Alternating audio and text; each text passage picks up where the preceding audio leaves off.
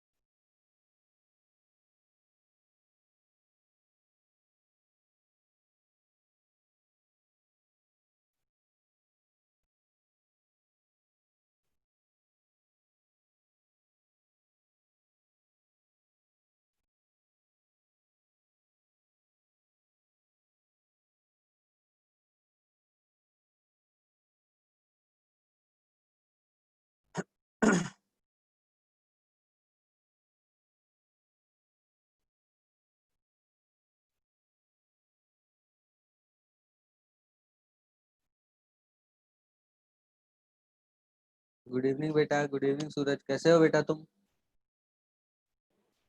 Fine. कैसे हो बेटा? सही हूँ सर। सर, अच्छी बात। और कितने बच्चे ज्वाइन करने वाले हैं? सर 5 या 6। ठीक।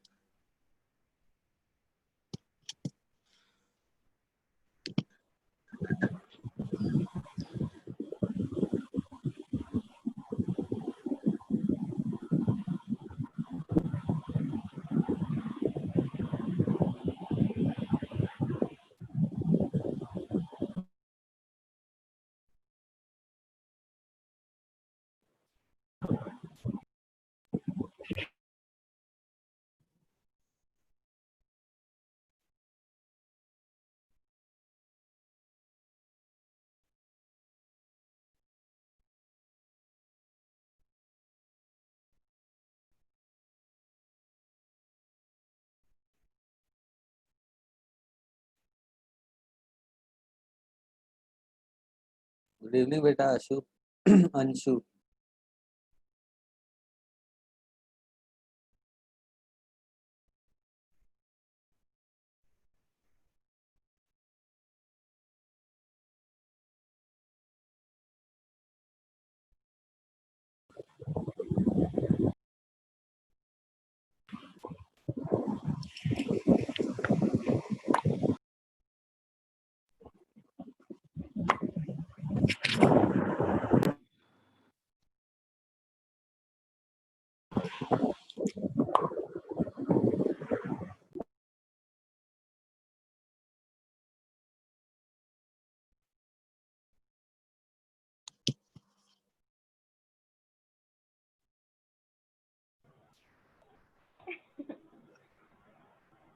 कौन से सर है?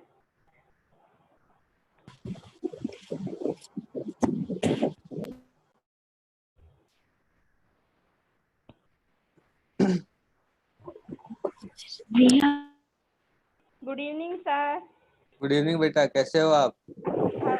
आई am fine sir, and you? I am also fine. रिया।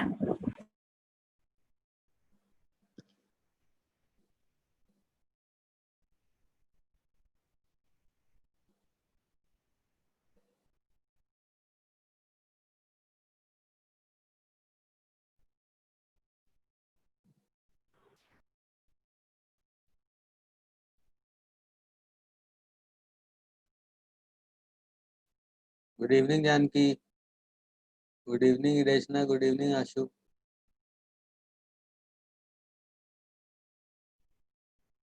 चलो स्टार्ट करते हैं बेटा हम लोग, है ना? टाइम हो गया अपनी क्लास का। हमने पिछली क्लास में क्या क्या पढ़ा था बेटा, बताओ एक बार।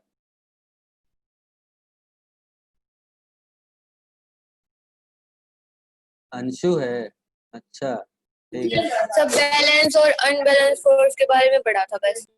हाँ बेटा, बैलेंस और अनबैलेंस फोर्स के बारे में पढ़ा था हमने पिछली क्लास में। ठीक है, तो देखो बैलेंस्ड फोर्स कौन सा होता है बताया था मैंने आपको। अच्छा, सूरज की पहली क्लास है, कोई बात नहीं बेटा, आपके ना स्टूडेंट रिसोर्सेज पे नोट्स अपलोड हो गए हैं, आप एक बार देख लो उसमें। मैंने बस थोड़ी बहुत थ्योरी पढ़ाई थी, बाकी मैं आपको एक बार ना फिर से बता देता हूँ कि क्या पढ़ाया मैंने क्या नहीं पढ़ाया, ठीक है।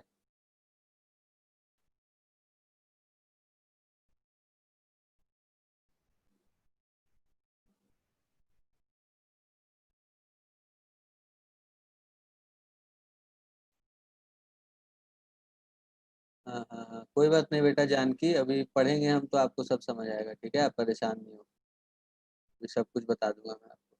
फोर्स के बारे में थोड़ा अगर हम बात करें तो फोर्स पता है आपको क्या होता है? मैंने बताया था पिछली क्लास में फोर्स क्या होता है, याद है क्या आप लोगों को बेटा?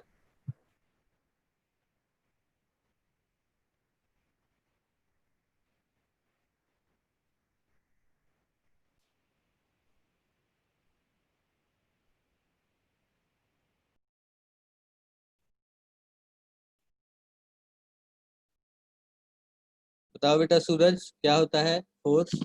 पता है तुम्हें क्या पहले से?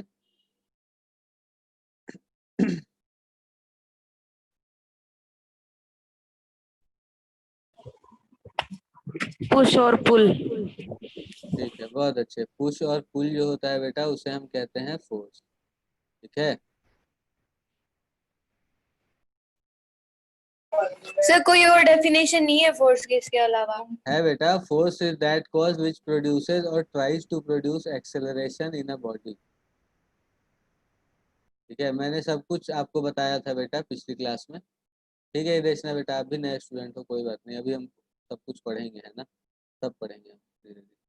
चलो फिर एक बार ना मैं आपको वो बता देता हूँ कि क्या क्या मैंने पढ़ाया था पिछली क्लास में, ठीक है। पिछली क्लास में मैंने एक तो सबसे पहले मैंने पढ़ाया था फोर्स के बारे में, ठीक है। फोर्स के बारे में मैंने बिल्कुल डिटेल में पढ़ाया था सब कुछ, कि फोर्स क्या होता है, कैसे होता है, कहाँ से आता है, क्या चीज़ें होती हैं, क्या क्या कर सकता है फोर्स, ठीक है बेटा।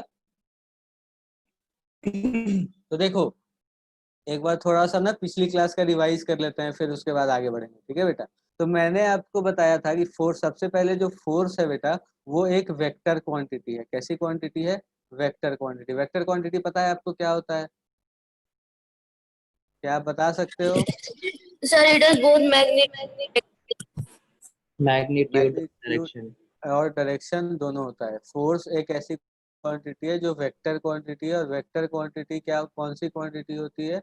जो जिसके पास मैग्नीट्यूड एंड डिस्टेंस नहीं जानती बेटा, डिस्टेंस नहीं, magnitude and direction, magnitude and direction बेटा, ठीक है, डिस्टेंस नहीं, डायरेक्शन। डायरेक्शन का क्या सिग्निफिकेंस है? अब देखो, जैसे मान लो कि मैं कह रहा हूँ कि एक बॉडी है जो ऐसे इस तरफ, उसके ऊपर फोर्स लगा रहा हूँ मैं इस डायरेक्शन, ठीक है। तो मतलब फोर्स का जो डायरेक्शन है वो भी इम्पोर्टेंट होता है, ठीक है। दो फोर्स तभी बराबर होते हैं जब उनका मैग्नीट्यूड और डायरेक्शन दोनों सेम होता है। हाँ बेटा, ठीक है, ठीक है। तो जैसे मान लो कि ये एक फोर्स है एफ, ठीक है। तो ये जो है बेटा, जैसे एरो से मैंने इसे रिप्रेजेंट किया है, तो जो एरो की लेंथ होती है ना, ये लेंथ जो है एरो की, LENGTH, लेंथ जो है बेटा एरो की, ये हमें बताता है इसका मैग्नीट्यूड। क्या बताता है? मैग्नीट्यूड, ठीक है बेटा। जो एरो की लेंथ है वो बताता है मैग्नीट्यूड। मेरा नाम बेटा हर्षित है, हर्षित राज नाम है मेरा, ठीक है। हाँ, तो हम पढ़ते हैं बेटा, ठीक है। देखो, तो मैंने आपको बताया था कि जो फोर्स होता है, फोर्स कैसी क्वांटिटी है बेटा? एक वेक्टर क्वांटिटी है, ठीक है। और इसके पास मैग्नीट्यूड और डायरेक्शन दोनों होते हैं, ठीक है, मैग्नीट्यूड और डायरेक्शन दोनों होते हैं। तो अगर मैग्नीट्यूड की हम बात करें बेटा, तो जैसे मान लो मैंने लिखा 5, ठीक है। तो ये 5 जो है बेटा ये मैग्नीट्यूड है, ठीक है। जैसे मान लो कि मैं कह रहा हूँ कि एक कार है जो किधर जा रही है, जो मान लो कि मैं कह रहा हूँ कि 50 मीटर पर सेकेंड से जा रही है टूवर्ड्स नॉर्थ। किधर जा रही है बेटा? Towards north. अब सोचो कि जब मैं कह रहा हूँ कि एक कार है जो, अभी मान लो कि मैंने डायरेक्शन नहीं लिखा बेटा, थोड़ी देर के लिए आप ये मानो कि एक कार है जिसकी स्पीड है 50 मीटर पर सेकंड। तो 50 मीटर पर सेकंड जैसे ही मैंने लिखा, तो ये 50 मीटर पर सेकंड क्या है बेटा? मैग्नीट्यूड है या नहीं बताओ? ये जो 50 मीटर पर सेकंड है ये क्या है? ये है मैग्नीट्यूड। मैग्नीट्यूड का मतलब क्या? कि स्ट्रेंथ कितनी है इसकी, 50 मीटर पर सेकेंड है, मैग्नीट्यूड अगर बढ़ जाएगा तो ये नंबर जो है आपका ये भी बढ़ जाएगा। अगर 60 मैं कह दूं तो मैग्नीट्यूड मतलब इंक्रीज हो गया, ठीक है। अब मैं कह रहा हूँ कि एक कार है जो 50 मीटर पर सेकंड से जा रही है, किस डायरेक्शन है बेटा? टूवर्ड्स नॉर्थ, ठीक है, नॉर्थ डायरेक्शन में जा रही है कार, नॉर्थ डायरेक्शन में जा रही है। तो मतलब यहाँ पर जब मैंने लिखा कि कार नॉर्थ की तरफ जा रही है, इसका मतलब क्या है? मैंने क्या फिक्स कर दिया बेटा? डायरेक्शन फिक्स कर दी। अब जैसे ही मैंने डायरेक्शन भी फिक्स कर दी, मतलब मेरे पास जो क्वांटिटी आ गई वो क्या आ गई बेटा? वेलोसिटी। वेलोसिटी आ गई मेरे पास। तो जो क्वांटिटी आ गई वो अब कैसी क्वांटिटी होगी बताओ? वेक्टर क्वांटिटी होगी। क्यों वेक्टर क्वांटिटी होगी बेटा? क्योंकि इसके पास मैग्नीट्यूड भी है और क्या है? डायरेक्शन भी है, ठीक है। तो जिस जिस भी फिजिकल क्वांटिटी के पास मैग्नीट्यूड और डायरेक्शन दोनों होता है वो कहलाता है एक वेक्टर क्वांटिटी। एक चीज तो ये। अब दूसरी चीज ये बेटा कि जो अपना फोर्स है वो क्या है? फोर्स जो है वो एक वेक्टर क्वांटिटी है, ठीक है बेटा। तो वेक्टर फोर्स अगर वेक्टर क्वांटिटी है, इसका क्या मतलब है कि फोर्स के पास जो मैग्नीट्यूड और डायरेक्शन होगा वो दोनों होंगे। फोर्स एक ऐसी क्वांटिटी है जिसके पास क्या क्या होगा बेटा? Magnitude and direction. मैग्नीट्यूड और डायरेक्शन दोनों चीजें हैं फोर्स के पास, ठीक है बेटा। बात समझ आ रही है आप लोगों को? कोई परेशानी तो नहीं है बेटा? किसी को है तो बताओ मुझे एक बार। हाँ अंशु बेटा बताओ, कोई दिक्कत है तुम्हें या सब बढ़िया? No sir. सर फिर मैग्नीट्यूड ऑफ डिस्प्लेसमेंट क्या होता है?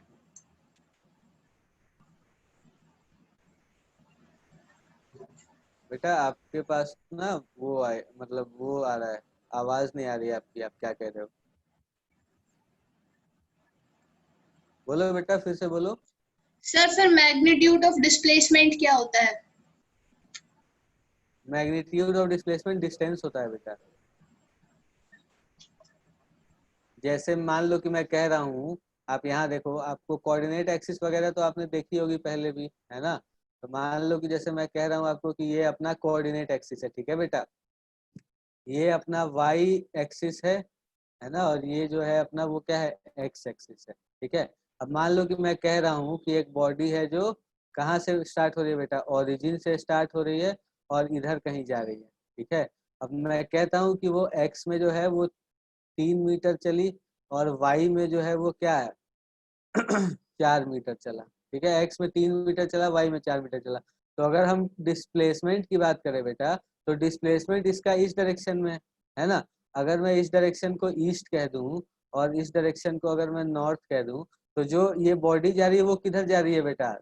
नॉर्थ ईस्ट की तरफ जा रही है ना। ये एंगल कुछ हो जाएगा आपका 37 डिग्री होता है, वैसे 53 होगा ये। खैर जो भी होगा, एंगल एंगल से अपने को अभी ज्यादा मतलब नहीं है। अभी तो अपने को बस ये चीजें सीखनी है थोड़ी सी, जो मैं आपको बता रहा हूँ, ठीक है बेटा। तो ये जो एंगल है ये मैं कह रहा हूँ 53 डिग्री। तो जो अपनी बॉडी है वो इस डायरेक्शन में जा रही है, ठीक है। इस डायरेक्शन में जा रही है, इसका क्या मतलब है कि जो बॉडी का डिस्प्लेसमेंट होगा वो इस तरफ ही होगा, ठीक है। ये इस तरफ ही होगा डिस्प्लेसमेंट। और जो डिस्प्लेसमेंट का मैग्नीट्यूड होगा बेटा वो कहलाएगा डिस्टेंस। जैसे मान लो कि ये बॉडी कहीं यहाँ पर पहुंचा है, ठीक है। जो भी बॉडी है अपनी वो कहाँ पहुंचा है बेटा? इस पॉइंट पर पहुंचा है, ठीक है। तो अगर इस पॉइंट पर पहुंचा है तो जो डिस्टेंस होगा वो क्या होगा? देखो ये 3 है और ये 4 है, तो ये लेंथ कितना हो जाएगा? ये हो जाएगा 5 मीटर। अपना पाइथागोरस थ्योरम अगर हम लगाएं इसमें, सर तो पाइथागोरस मैग्नीट्यूड थ्योरम एक के हिसाब तरीके से से हम क्या लिख डिस्टेंस का लेंगे? वर्ड है। हाँ, एक तरीके से नहीं बेटा, वो हर तरीके से। Magnitude of displacement is distance. Magnitude और डिस्प्लेसमेंट इज डिस्टेंस। अब कई बार क्या होता है, जैसे मान लो कि एक बॉडी है जो कहीं यहाँ से स्टार्ट हो रही है, ठीक है। एक पॉइंट ए से स्टार्ट हो रही है और वो किसी पॉइंट तक जा रही है। जैसे मान लो कि मैं आपको कह रहा हूँ कि एक बॉडी है जो इस पॉइंट ए से स्टार्ट कर रही है, ठीक है, और वो इस डायरेक्शन में जा रही है और वो पहले बी तक चली गई, ठीक है। बी तक गई और फिर वापस आके वो यहाँ सी पॉइंट तक आ गई। तो अब जो डिस्प्लेसमेंट होगा आपका वो क्या होगा? AC होगा। पर जो डिस्टेंस कवर्ड होगा वो क्या होगा बेटा? AB प्लस BC होगा डिस्टेंस कवर्ड। तो बस इस केस में क्या होता है ना कि जो डिस्प्लेसमेंट का मैग्नीट्यूड और डिस्टेंस सेम नहीं होते। अगर कोई बॉडी आपको पढ़ना है, सिर्फ बॉडी जो है वो स्ट्रेट पाथ में जा रही है, ठीक है। तो स्ट्रेट पाथ में अगर जा रही है बॉडी, तो आप हमेशा आपके लिए तो डिस्टेंस और डिस्प्लेसमेंट सेम होगा मोस्ट ऑफ द केसेस में। बस कुछ केस ऐसे होंगे जहां पर डिस्टेंस और डिस्प्लेसमेंट जो होगा आपका वो अलग अलग मिलेगा आपको, ठीक है बेटा। बात समझ आ रही है आपको मेरी? आप सबको बात समझ आ रही है बेटा? हैंड रेज करो अगर बात समझ आ रही है तो। सर। ठीक है बेटा, ठीक है, ओके। ठीक है अंशिता बेटा, चलो फिर आगे बढ़ते हैं। हाँ जानकी, ठीक है, ठीक है, आप सबने हैंड रेज कर दिया, बहुत अच्छे, वेरी गुड। अब क्या है बेटा कि अब हम ना थोड़ा, अब मैंने आपको ये कुछ चीजें बताई थी कि फोर्स क्या क्या कर सकता है ना, तो मैंने आपको बताया था कि फोर्स क्या कर सकता है बेटा, अगर कोई बॉडी मूव कर रही है तो क्या कर सकता है, उसकी उसको रोक सकता है ना, मतलब it can stop a moving body. और फोर्स क्या क्या कर सकता है, और क्या क्या कर सकता है बेटा फोर्स, बताओ, अनम्यूट करो और डायरेक्शन बताओ। डायरेक्शन चेंज कर सकता है। डायरेक्शन चेंज कर सकता है, ठीक है, शेप और चेंज कर सकता है, शेप चेंज कर सकता है, बहुत अच्छे, और क्या साइज कर सकता है बेटा, स्पीड चेंज कर सकता है, स्पीड चेंज कर सकता है, बहुत अच्छे, और क्या कर सकता है, स्टॉप ऑब्जेक्ट को मूविंग में ला सकता है। डायरेक्शन चेंज कर सकता है मूवमेंट का, है ना, स्पीड को बढ़ा सर वो घटा, उसकी साइज और शेप भी चेंज कर सकता है। साइज और शेप भी चेंज कर सकता है, वेरी गुड, बहुत अच्छे बेटा। तो ये सारी चीजें हमने पिछली क्लास में पढ़ी थी, ठीक है। अब अगर हम अगली क्लास की बात करें तो अब देखो मैं थोड़ा बात करना चाहता हूँ आपसे रिजल्टेंट फोर्स के बारे में, ठीक है बेटा। आपको आपकी स्क्रीन तो दिख रही होगी, इस पे जो लिखा है वो भी दिख रहा है आपको। अब देखो मैं थोड़ा बात करने वाला हूँ बेटा रिजल्टेंट फोर्स के बारे में, किसके बारे में, रिजल्टेंट फोर्स के बारे में, ठीक है। क्या होता है रिजल्टेंट फोर्स, ठीक है। अब जैसे मान लो कि मैं कह रहा हूँ कि अपने पास यहाँ पर एक बॉडी है, ठीक है बेटा, देखो एक ब्लॉक रखा है मान लो मैंने यहाँ,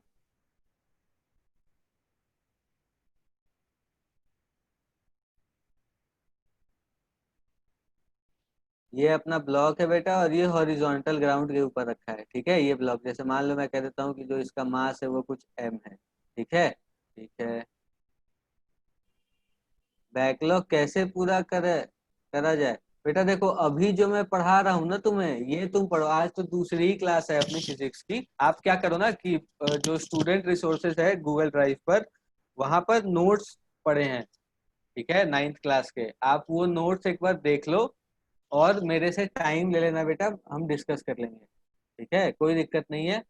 बैकलॉग वैसे ज्यादा कुछ नहीं हुआ है, बस एक ही क्लास हुई है, अभी एक ही चैप्टर पढ़ाया है मैंने, एक ही चैप्टर, बस वही आपको इंट्रोडक्शन दिया था मैंने थोड़ा सा, ठीक है। तो अगर आपको दिक्कत आ रही है कोई सी भी तो आप पूछ लो मुझसे अभी ही। और अगर, हाँ वीडियो लेक्चर्स रिकॉर्ड होते हैं बेटा, बिल्कुल रिकॉर्ड होते हैं। हाँ बेटा चैप्टर 8 ही कर रहे हैं, force and laws of motion कर रहे हैं, ठीक है। अब देखो चलो आओ बात करते हैं बेटा थोड़ा हम रिजल्टेंट फोर्स के बारे में। चैप्टर 8 तो मोशन है बस। मोशन है ना बेटा, तो मोशन का अगला चैप्टर है ये, force and laws of motion पढ़ रहे हैं आप। ठीक ये है जो सर। चैप्टर है हमारा, इसका नाम है force and laws of motion, उसका अगला चैप्टर है, ठीक है।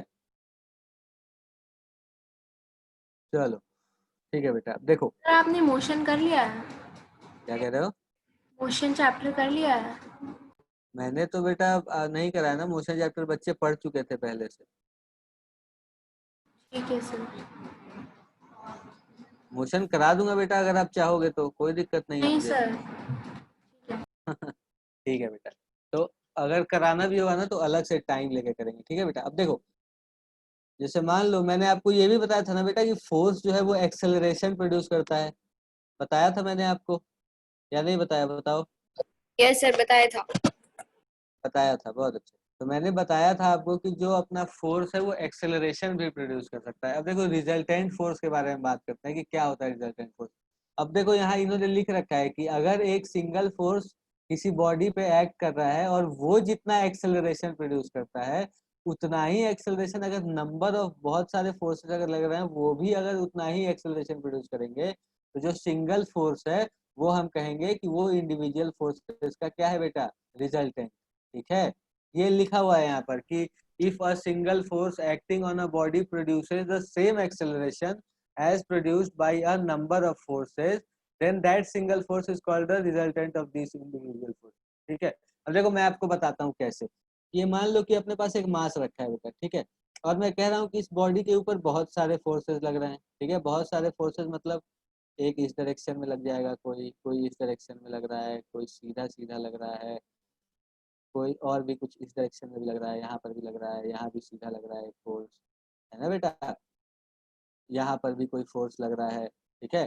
तो मैं क्या कहता हूँ कि मान लो ये अपने फोर्सेस हैं बेटा, ठीक है, बहुत सारे, है ना। मैं इन्हें नाम दे दूंगा अभी थोड़ी देर में, आप एक बार देख लो बस पहले,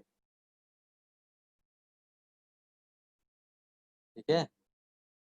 देखो मैंने ये दिखाया आपको कि इस बॉडी के ऊपर बहुत सारे फोर्सेस लग रहे हैं। मैं नाम लिख देता हूँ, ठीक है बेटा। ये अपना हो गया F1, ये अपना कुछ हो गया F2, ये अपना हो गया F3, ठीक है बेटा। ये अपना हो गया F4, इसे मैं कह देता हूँ कि ये F5 है, और इसे मैं कह देता हूँ कि ये F6 है, ठीक है बेटा। ये देखो ये अपना ना एक ब्लॉक है बेटा, ये मत करो जो भी कर रहे हो, गलत बात है ये, ठीक है। ये जो एनोटेट करते हो ना, ये अच्छी बात नहीं है बेटा, ठीक है, ये मत करा करो। चलो अब आगे बढ़ते हैं हम, ठीक है बेटा। देखो ध्यान से देखो। हाँ अंशु बताओ, कुछ कहना चाहते हो बेटा? हाँ जान के बताओ, कुछ कहना चाहते हो बेटा? नो सर, आपने बोला था हैंड रेज करने के लिए। अच्छा मैंने बोला था क्या? चलो ठीक है फिर, अच्छा अच्छा कि आपने हैंड रेस कर दिया, ठीक है। तो हम बात कर रहे हैं बेटा रिजल्टेंट फोर्स के बारे में, ठीक है। तो रिजल्टेंट फोर्स के बारे में क्या बात कर रहे हैं हम कि मान लो कि अपने पास ये एक ब्लॉक है, ठीक है, और मैं कह रहा हूँ कि इसके ऊपर 6 फोर्सेस लग रहे हैं टोटल, ठीक है।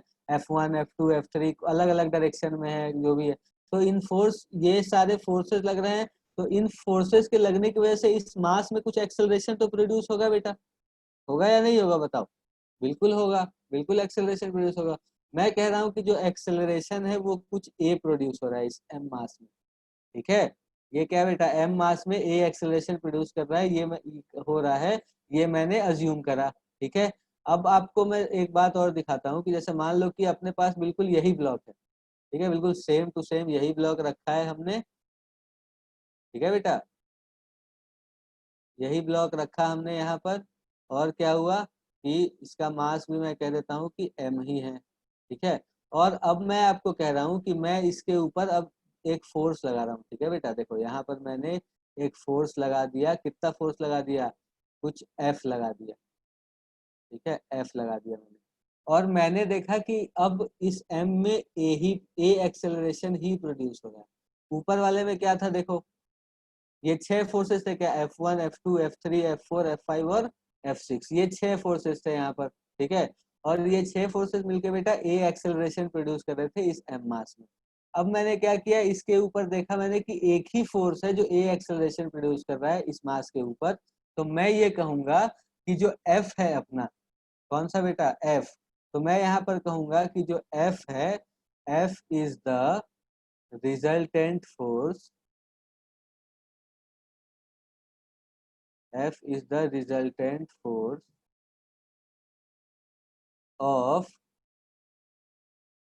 F1, F2, F3, सर नहीं F4। समझ आया। हाँ बेटा बता रहा हूँ, एक मिनट दे दो, लिख लूँ मैं बस ये, फिर अभी समझाता हूँ। देखो बेटा समझ नहीं आया, कोई बात नहीं, अभी आप सुनो बस मैं क्या कह रहा हूँ।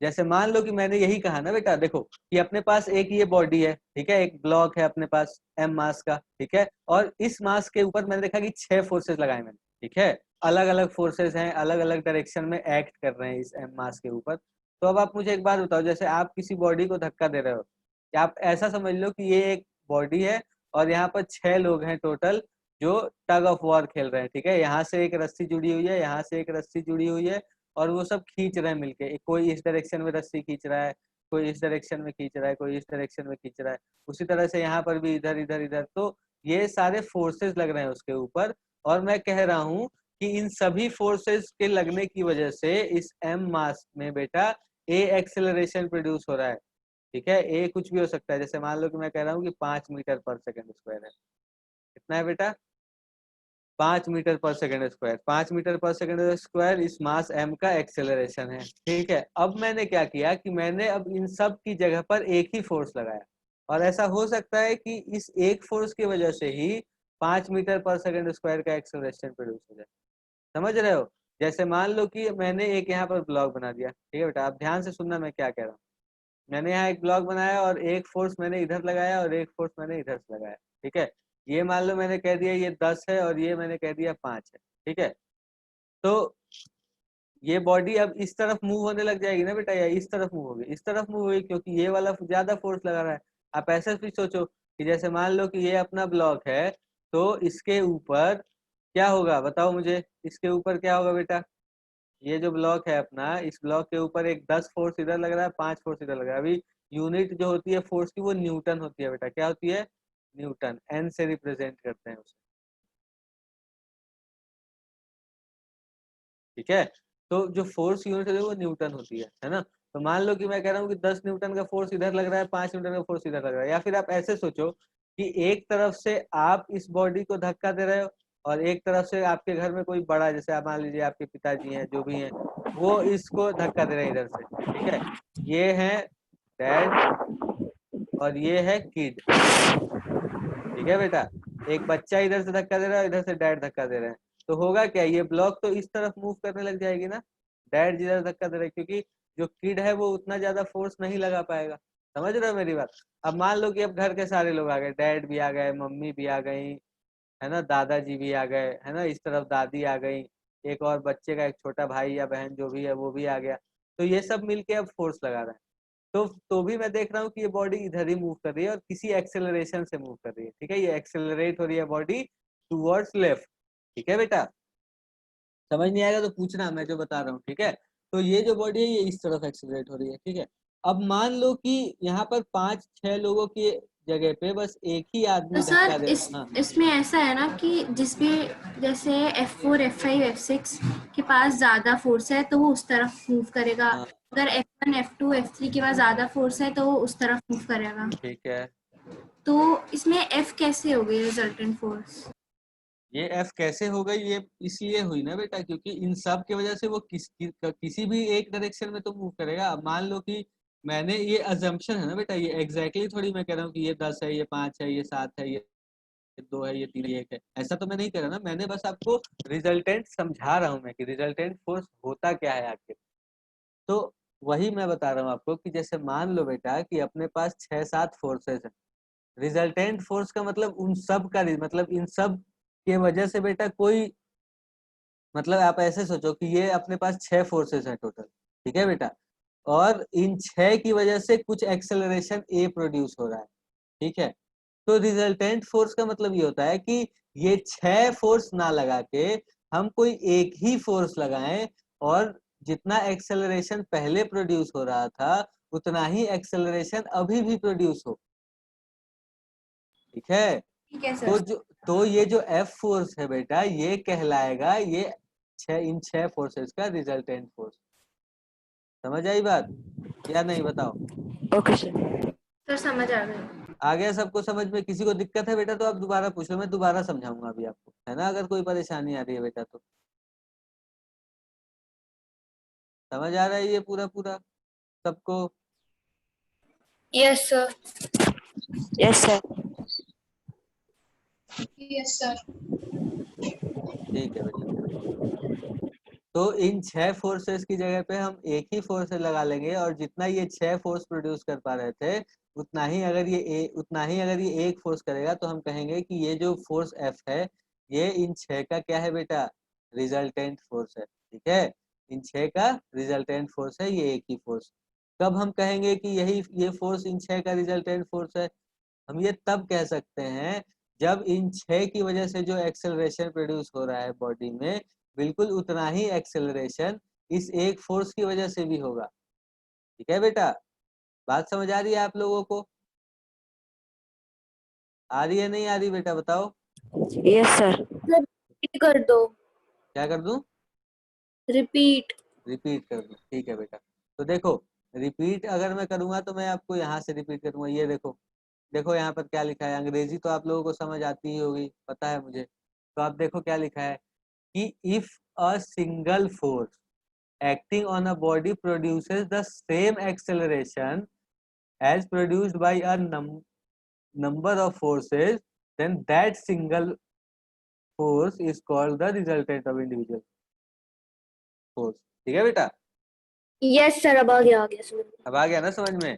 यही चीज है बस कि अगर एक फोर्स उतना ही एक्सेलरेशन प्रोड्यूस करेगा जितना बाकी के बहुत सारे फोर्सेस मिल के कर रहे हैं तो उन बहुत सारे फोर्सेस का जो रिजल्टेंट होगा वो एक ही फोर्स होगा, और वही फोर्स होगा जो बराबर एक्सेलरेशन प्रोड्यूस कर रहा है, और कोई फोर्स नहीं हो सकता। समझ आ गई बात? हाँ ठीक है बेटा, चलो तो ये बात थी थोड़ी रिजल्टेंट फोर्स की, ठीक है। अब इसे रिप्रेजेंटेशन के बारे में एक बार बात कर लेते हैं। तो जो रिप्रेजेंटेशन हम लिखते हैं ना फोर्स का, वो ऐसे लिखते हैं, देखो ये जो F है वो अपना ये वेक्टर रिप्रेजेंटेशन है फोर्स का, ठीक है बेटा।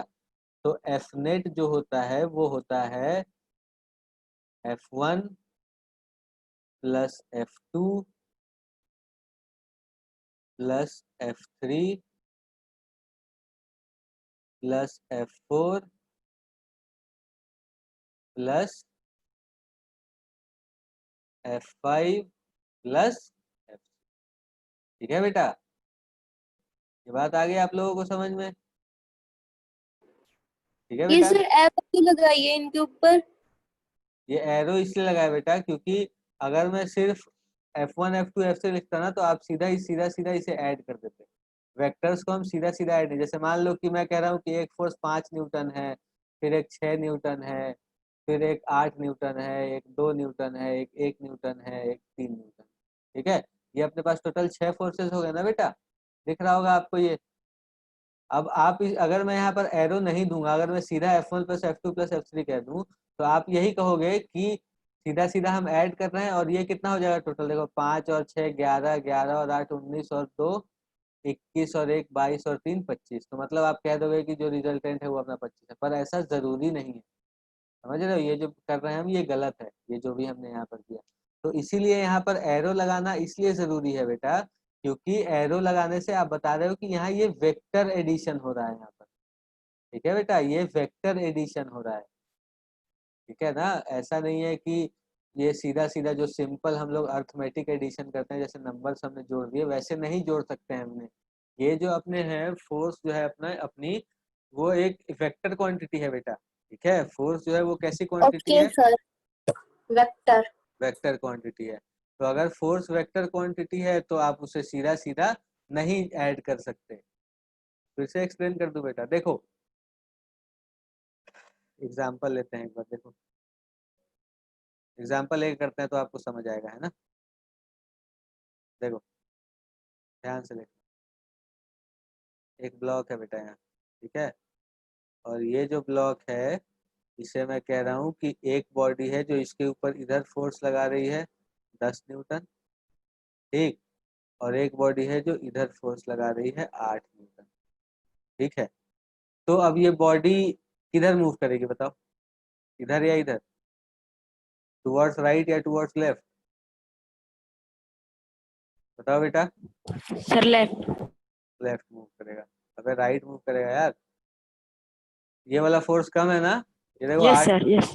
ये 8 न्यूटन है, ये फोर्स कम है, और ये 10 न्यूटन है, ये फोर्स ज्यादा है। तो जो ज्यादा फोर्स है बेटा उसी की तरफ मूव करेगा ना, तो यस ये इस तरफ मूव करेगा। ठीक है, अब अगर मैं कहूँ नेट फोर्स बताओ इसके ऊपर, तो नेट फोर्स कितना होगा, 2 न्यूटन होगा ना, क्योंकि 10 इधर लग रहा है 8 इधर लग रहा है, तो जो टोटल अपने को इस तरफ मिलेगा वो कितना मिलेगा बेटा, 2 न्यूटन ही मिलेगा।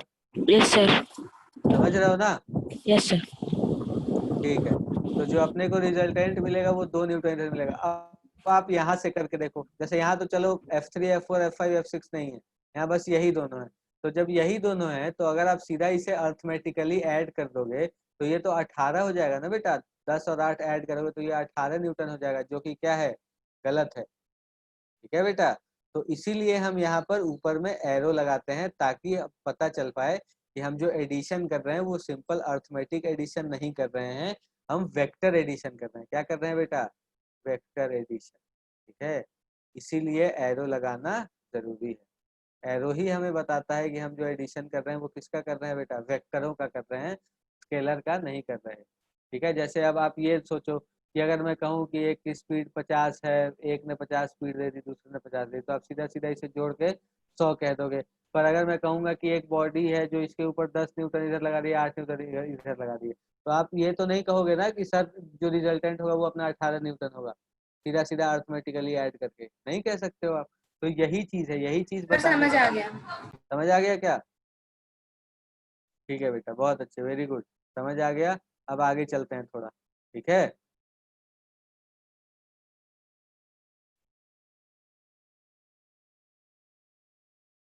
चलो अब हम थोड़ी सी बात करेंगे बेटा, नेट रिजल्टेंट फोर्स पढ़ लिया आपने, मैंने आपको टाइप्स ऑफ फोर्स ये सारी चीजें पढ़ा दी हैं ना पहले ही। तो अब देखो आप, अब हम थोड़ी सी बात करते हैं बेटा इसके बारे में, जो यहाँ पर लिखा है ना, क्या लिखा है, न्यूटन्स लॉज ऑफ मोशन। ठीक है बेटा, क्या है ये, न्यूटन्स लॉज ऑफ मोशन। आप लोगों को अपनी स्क्रीन पर दिख रहा है क्या डेफिनेशन बेटा? आप सबको स्क्रीन पर डेफिनेशन दिख रहा है क्या? जी सर। ठीक है बेटा, यस सर। देखो अब हम ना थोड़ा डिटेल में बात करते हैं इसके बारे में, ठीक है, कि आखिर क्या है Newton's first law of motion. देखो एक साइंटिस्ट थे जिनका नाम था सर आइजैक न्यूटन। ठीक है, उन्होंने फिजिक्स के फील्ड में बहुत काम किया, बहुत सारी चीजें हमें बताई। तो उन्होंने हमें बेटा कुछ लॉज दिए मोशन के, कि अगर कोई मोशन हो रहा है तो वो कुछ लॉज ऐसे हैं अपने पास, जिन लॉज को वो क्या करेगा बेटा, फॉलो करेगा। ठीक है, तो वो लॉज हर मोशन में फॉलो होंगे ही होंगे, ऐसा कोई भी मोशन आपको नहीं दिखेगा जिसमें वो लॉज क्या हो रहे हैं बेटा, फॉलो नहीं हो रहे हैं। तो इसलिए हम कहते हैं कि जो अपने न्यूटन साहब के जो लॉज है ना बेटा, वो बहुत ही अच्छे लॉज हैं और बहुत ही इम्पोर्टेंट लॉज हैं, जो अपने को पता होने चाहिए हमेशा। ठीक है, तो आप हमेशा ध्यान रखना कि अपने को न्यूटन के जो लॉज हैं वो पता होने चाहिए। ठीक है, आप हमेशा याद रखना ये चीज़ कि न्यूटन साहब का जो लॉ है वो हमें याद होना चाहिए। ठीक है बेटा, समझ आ रही है बात आपको मेरी, मैं जो भी कह रहा हूँ? हाँ सर। ठीक है बेटा, चलो Yes, sir. देखो न्यूटन साहब ने हमें 3 लॉ दिए बेटा। ठीक है, मैं आपको बताता हूँ कि जो न्यूटन साहब थे हमारे, उन्होंने अपने को 3 लॉज दिए टोटल। ठीक है, फर्स्ट लॉ उसे हम कहते हैं, एक तो फर्स्ट लॉ, फिर सेकेंड लॉ, फिर थर्ड लॉ, मतलब टोटल अपने पास 3 लॉ ऑफ मोशन है। और ये बहुत इंपॉर्टेंट है, किसी भी मोशन को अगर आपको स्टडी करना है ना, तो ये तीनों लॉज बहुत ज़्यादा इंपॉर्टेंट है। और एग्जाम में भी पूछ लिया जाता है कि बताओ न्यूटन का पहला लॉ क्या है, बताओ न्यूटन का दूसरा लॉ क्या है, और इसका यूज भी है बहुत ज्यादा। ठीक है, बहुत ज्यादा यूज है इस लॉ का, तो आप लोग थोड़ा ध्यान से पढ़ना इसे, जो लॉ मैं आपको बता रहा हूँ अभी। ठीक है बेटा, अब देखो ध्यान से देखो, आपकी स्क्रीन पर आपको दिख रहा होगा एक स्टेटमेंट लिखा हुआ है। ठीक है, पहले लॉ का, न्यूटन साहब जो है उनका पहला लॉ है ये। ठीक है, पहला लॉ मोशन का क्या है, देखो लिखा है, आप पढ़ पा रहे हो क्या? सब लोग पढ़ पा रहे हैं बेटा ये जो भी लिखा है यहाँ स्क्रीन के ऊपर?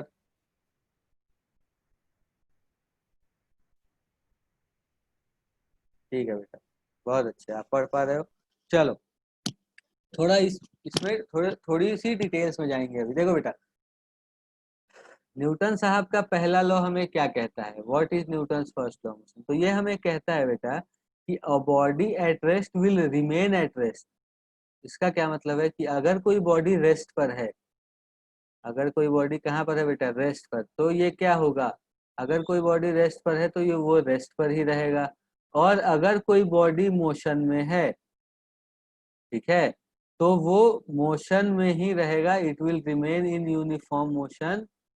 कब तक रहेगा बेटा मोशन में? जब तक क्या ना हो जाए, जब तक अनबैलेंस्ड फोर्सेस एक्ट ना करें उस बॉडी के ऊपर, ताकि उसका जो स्टेट ऑफ रेस्ट और मोशन है वो चेंज हो जाए। समझ रहे हो क्या कह रहा है ये लॉ?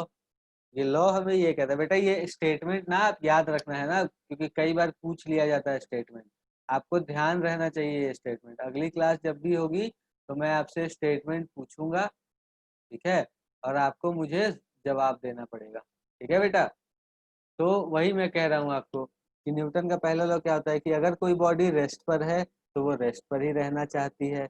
अगर कोई बॉडी मोशन में है, यूनिफॉर्म मोशन में, मतलब कांस्टेंट वेलोसिटी से अगर कोई बॉडी मूव कर रही है स्ट्रेट पाथ पर, तो वो अपना मोशन कंटिन्यू कब तक करेगी, जब तक उसके ऊपर कोई अनबैलेंस्ड फोर्स, अनबैलेंस्ड फोर्स का मतलब कोई एक ऐसा फोर्स ना एक्ट कर रहा हो जो कुछ इफेक्ट प्रोड्यूस कर रहा है। अनबैलेंस्ड फोर्स का मतलब होता है बेटा कि जैसे मान लो कि वही मैंने बताया ना, एक पे 10 न्यूटन लग रहा था, एक पे 8 न्यूटन लग रहा था, तो वो जो नेट फोर्स वहां पे 0 नहीं आ रहा है ना, तो वो जो अन फोर्स होता है वो बैलेंस्ड फोर्स होता है, अनबैलेंस्ड फोर्स होता है। ठीक है, अगर रिजल्टेंट अपना 0 आ रहा हो, जैसे अभी पिछली बार ही तो पढ़ा हमने, जैसे मान लो कि ये अपनी लाइन है, ठीक है बेटा, लाइन क्या मतलब आप मानो कि ये अपना हॉरिजॉन्टल ग्राउंड है, ठीक है। अब इस हॉरिजॉन्टल ग्राउंड पर मैंने एक ब्लॉक रख दिया, ठीक। अब मैं कह रहा हूँ कि एक तरफ से मैंने इधर से फोर्स लगा दिया और एक मैंने इधर से फोर्स लगा दिया, ठीक है, और दोनों बराबर हैं। जैसे मान लो कि मैं कह रहा हूँ कि इधर से जो फोर्स लग रहा है वो भी 10 न्यूटन है और इधर से जो फोर्स लग रहा है वो भी 10 न्यूटन ही है।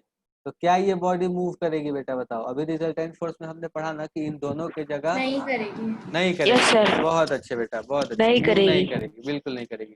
तो अगर ये मूव नहीं करेगी और ये 10 न्यूटन है और ये भी 10 न्यूटन है, तो इसे हम कहते हैं बेटा ये बैलेंस्ड फोर्स, ठीक है। दोनों मिलके क्या बना रहे हैं, 0 बना रहे हैं, तो इसे हम कहेंगे कि ये बैलेंस्ड फोर्स, ठीक।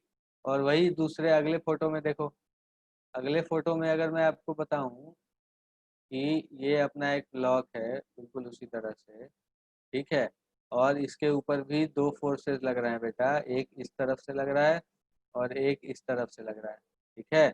और दोनों फोर्सेस जो हैं वो मैं कह देता हूँ कितने कितने कहूँ बताओ।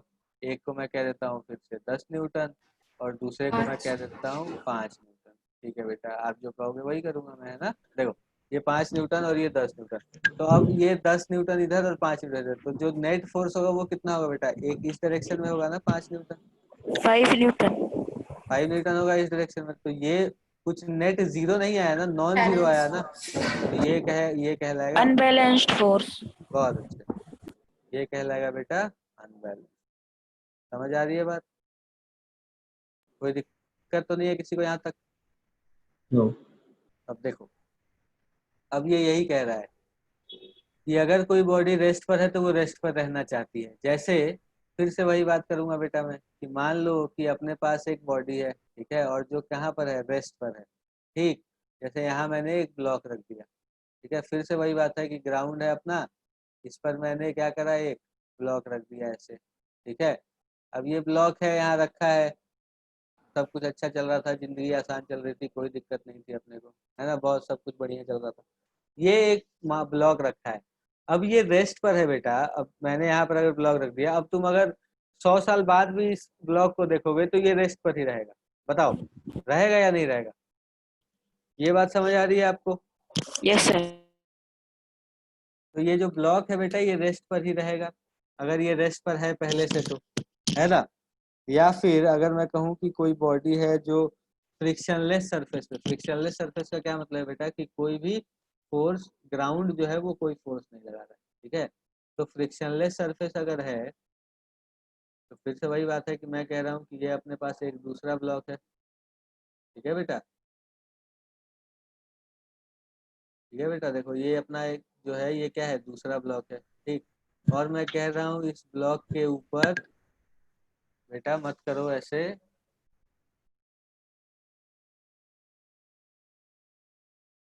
ठीक है। देखो तो ये अपना एक ब्लॉक है बेटा, ठीक है, और ये अपना क्या है, दूसरा ब्लॉक है, ठीक। तो मैं कह रहा हूँ कि ये एक ब्लॉक है जिसका मास m है और ये रेस्ट पर है, ठीक है।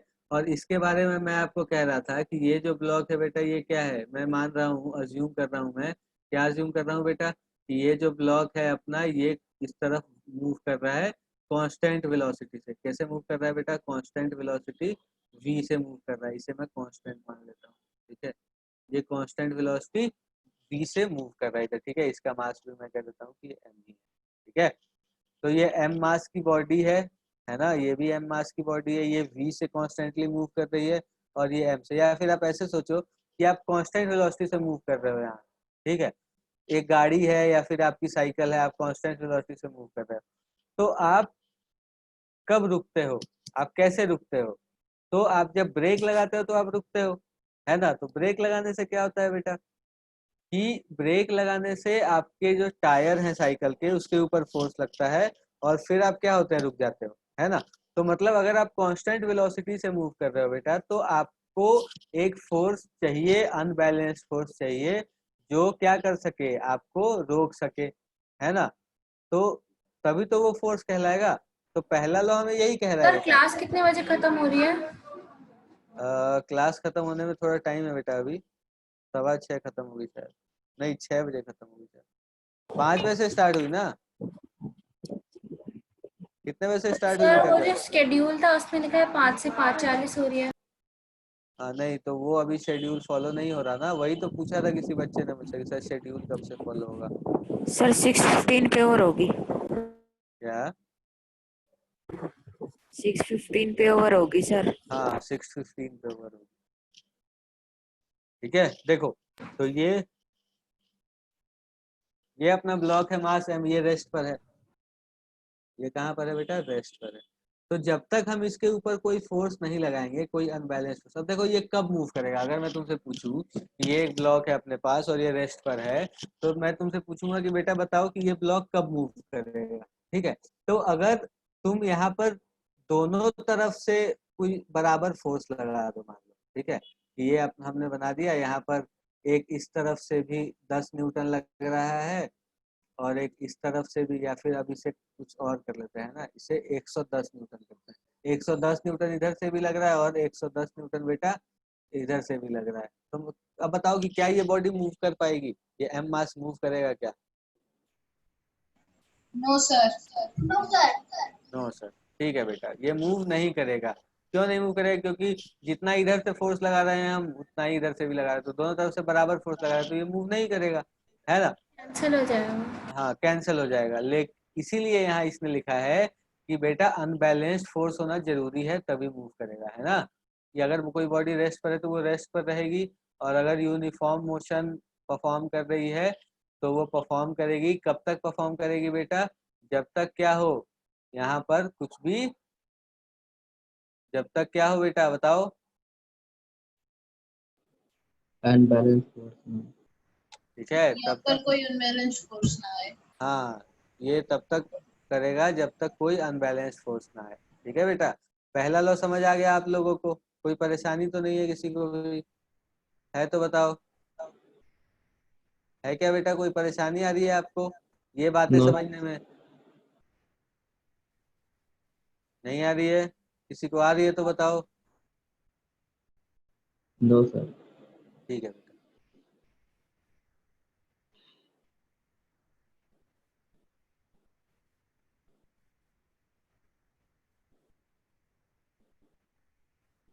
ठीक है बेटा, समझ आ रहा है सब, कोई परेशानी नहीं है, आगे बढ़ते हैं। ठीक है बेटा, अब देखो, ये तो अपनी बात थी कि इसकी न्यूटन्स फर्स्ट लॉ की। तो फर्स्ट लॉ में हम यही चीज बेटा आपको बिल्कुल ऐसा याद होना चाहिए, ये कि अगर कोई रात को 2 बजे भी नींद से उठा के पूछ ले कि बेटा बताओ न्यूटन का पहला लॉ क्या है, तो आपको ये याद होना चाहिए। ठीक है, इसीलिए मैं आपको बार बार स्ट्रेस डाल रहा हूँ इन चीजों के ऊपर, क्योंकि ये बहुत इंपॉर्टेंट है बेटा। न्यूटन का जो लॉज ऑफ मोशन है न्यूटन के, वो बहुत इंपॉर्टेंट है हमारे लिए। ठीक है, हमें पता होने चाहिए वो सारे लॉज। ठीक है बेटा, तो वही बात, यहाँ पर जो फोर्स है ये बैलेंस है, तो क्या बॉडी मूव करेगी बेटा? नहीं करेगी मूव। ठीक है, तो अगर मैं यहाँ से फोर्स को 110 न्यूटन की जगह अगर 10 न्यूटन कर दूँ, तो ये जो फोर्स अपना हो गया, ये क्या कैसा हो गया बताओ? अब तो अनबैलेंस्ड हो गया, है ना बेटा? तो अब अनबैलेंस हो गया तो अब क्या होगा? ये मूव करने लग जाए। बिल्कुल उसी तरह से यहाँ पर भी, कि अगर एक मास m है और कांस्टेंट वेलोसिटी v से मूव कर रहा है अगर ये, तो मैं यही कहूंगा कि अगर इसके ऊपर फोर्स आप लगा दो तो ये क्या होगा? ये अपनी कांस्टेंट वेलोसिटी को चेंज कर लेगा। ठीक है, जैसे मैंने आपको बताया था कि जो फोर्स है अपना वो क्या करता है बेटा? क्या काम होता है फोर्स का? अगर हम बिल्कुल एक लाइन में बात करना चाहें बेटा, तो हम कहते हैं कि जो फोर्स है वो क्या प्रोड्यूस करता है? एक्सेलरेशन। क्या प्रोड्यूस करता है बेटा? एक्सेलरेशन। ठीक है, जो अपना फोर्स है वो क्या प्रोड्यूस करता है बेटा? एक्सेलरेशन। बेटा देखो ऐसे ना करो, नहीं तो फिर कभी नहीं कर पाओगे, है ना? समझ रहे हो मेरी बात? ऐसे नहीं करो, ये जो कर रहे हो ना, ये सब मत करो। ठीक है, इससे परेशानी हो रही है, डिस्टरबेंस हो रही है। देखो बेटा, नुकसान आपका होगा, है ना? समझ रहे हो आप? अगर मैं अगर आपको कुछ पढ़ा रहा हूँ, है ना, और अगर आप कोशिश कर रहे हो कि मैं टीचर को डिस्टर्ब कर दूं, तो इससे आपका नुकसान है। मैं फिर जैसे मैं पढ़ाता हूँ जिस तरीके से, ये सारी चीजें मैं आपको नहीं पढ़ा पाऊंगा, उतना समझा के नहीं पढ़ा पाऊंगा, है ना, जिससे आप लोगों को परेशानी होगी। तो आप लोग कोशिश करो कि ऐसा हम ना करें। ठीक है बेटा, और कोशिश के आपको नहीं करना चाहिए ऐसे। अब कोई, अब मान लो आप कोई काम कर रहे हो, आपको कोई डिस्टर्ब करेगा तो आपको कैसा लगेगा, है ना?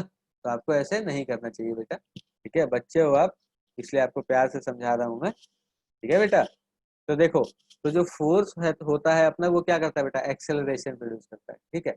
अब एक्सेलरेशन कैसे कैसे प्रोड्यूस कर सकता है वो, मतलब एक्सेलरेशन जो होता है बेटा वो कैसा कैसा होता है पता है ना अपने को, या तो पॉजिटिव एक्सेलरेशन होता है, या कैसा एक्सेलरेशन होता है, नेगेटिव एक्सेलरेशन होता है। तो अगर इस तरफ फोर्स लगा दिया आपने, वेलोसिटी भी इसकी इस तरफ है, तो ये फोर्स क्या करेगा बेटा, वेलोसिटी को बढ़ा देगा ना। समझ पा रहे हो आप मेरी बात, ये जो फोर्स है ये क्या करेगा, वेलोसिटी को बढ़ा देगा, ठीक है बेटा। फोर्स जो है ये क्या करेगा, वेलोसिटी को इंक्रीज करेगा, वेलोसिटी, ठीक है। तो वेलोसिटी इंक्रीज करेगा। आपने ये भी सुना होगा बेटा कि जो एक्सेलरेशन होता है हमारा वो क्या होता है, v minus u by t ही तो होता है ना। तो अगर एक्सेलरेशन अपना क्या है, पॉजिटिव है, तो जो फाइनल वेलोसिटी, नहीं समझ आया, क्या समझ नहीं आया बताओ, किसको समझ नहीं आया बेटा, हैंड रेज करो अपना, क्या समझ नहीं आया ये बताओ। चलो बताओ बेटा, अनम्यूट करो अपने आप को और पूछो क्वेश्चन, कोई दिक्कत नहीं है मुझे। बताओ बेटा क्या पूछना चाहते हो।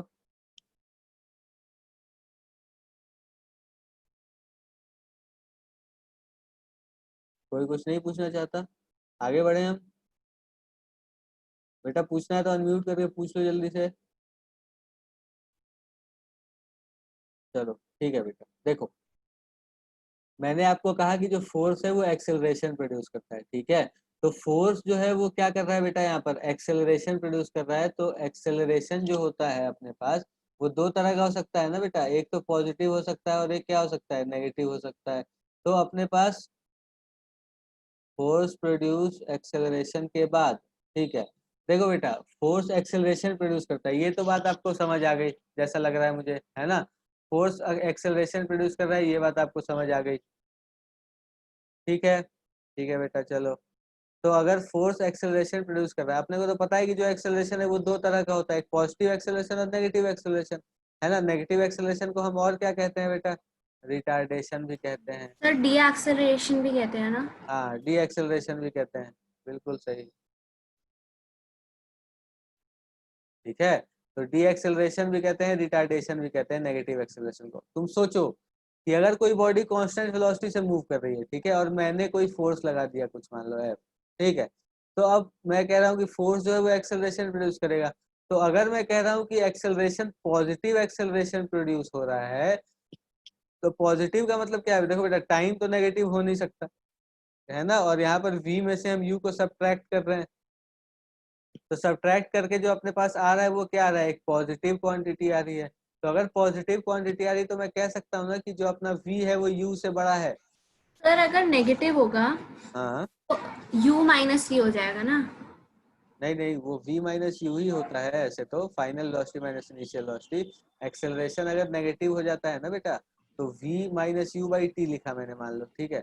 अगर एक्सेलरेशन पॉजिटिव है तो इसका मतलब क्या है बेटा कि जो फाइनल वेलोसिटी है वो बड़ी है इनिशियल वेलोसिटी से, है ना। वही अगर ये चीज कैसी है आपकी, अगर ये चीज नेगेटिव, नेगेटिव है, तो आप ये कह दोगे कि जो v है वो क्या है, छोटा है u से, छोटा है। मतलब फाइनल वेलोसिटी कम है। तो उस केस में जो आपका फोर्स लग रहा होगा वो किधर लग रहा होगा बेटा, ऐसा लग रहा होगा। ऐसे ही फोर्स तो वेलोसिटी को कम कर सकता है। जैसे मान लो कि आप साइकिल पर जा रहे हो अपने किसी दोस्त के साथ, या फिर आपका कोई फ्रेंड है जो आपके पीछे जा रहा है, आप धीरे धीरे साइकिल से जा रहे हो, अगर उसने आपको आगे की तरफ धक्का दे दिया तो क्या होता है बताओ, आपकी स्पीड बढ़ जाती है ना बेटा, आपकी वेलोसिटी बढ़ जाती है। वेलोसिटी बढ़ जाती है मतलब इस फोर्स, अब जो उस आपके दोस्त ने, जिस बंदे ने जो फोर्स लगाया बेटा, वो फोर्स अब क्या क्या करा इस फोर्स ने, इस फोर्स ने आपकी वेलोसिटी को इंक्रीज कर दिया। इस फोर्स ने क्या किया बेटा, आपकी वेलोसिटी को इंक्रीज कर दिया, ठीक है। और क्या हो सकता है कि अगर एक्सेलरेशन नेगेटिव है, मतलब क्या फाइनल वेलोसिटी कम है इनिशियल वेलोसिटी से, फाइनल वेलोसिटी अगर इनिशियल वेलोसिटी से कम है, इसका क्या मतलब है, फिर से वही बात, मान लो कि आप जा रहे हो साइकिल से, आपका कोई फ्रेंड आया, उसने आपकी साइकिल पीछे से पकड़ ली और पीछे की तरफ खींचने लग गया वो, ठीक है। तो पीछे की तरफ खींचने लग गया मतलब क्या होगा, आपकी स्पीड कम होगी। तो आपकी स्पीड कम होगी मतलब क्या होगा बेटा, ये डिसेलरेशन या फिर रिटार्डेशन होगा। समझ आई ये बात पूरी सबको। वॉइस क्रैकिंग अभी भी क्रैक हो रहा है क्या बेटा, आप लोग, आप नहीं सबको, सर ठीक से आ रही है। ठीक से आ रही है ना आवाज? कोई दिक्कत तो नहीं है किसी को? सर मैं ये कह रही थी, तो मतलब इसका कंक्लूजन ये है ना कि जब भी डी एक्सेलरेशन होता है तो वी यू से बड़ा, सॉरी यू वी से बड़ा होता है। हाँ, यू मतलब इनिशियल वेलोसिटी ज्यादा होगी, फाइनल वेलोसिटी कम होगी। अब इनिशियल वेलोसिटी ज्यादा और फाइनल वेलोसिटी कम, इसका मतलब ये है कि जो बॉडी की स्पीड है वो लगातार कम हो रही है। ठीक है। ठीक है, एक्सेलरेशन नेगेटिव का मतलब ये है कि जो बॉडी की वेलोसिटी है वो कम हो रही है। ठीक है, पॉजिटिव का मतलब है कि जो बॉडी की वेलोसिटी है वो क्या हो रही है बेटा? बढ़ रही है। ठीक है, कोई दिक्कत किसी को?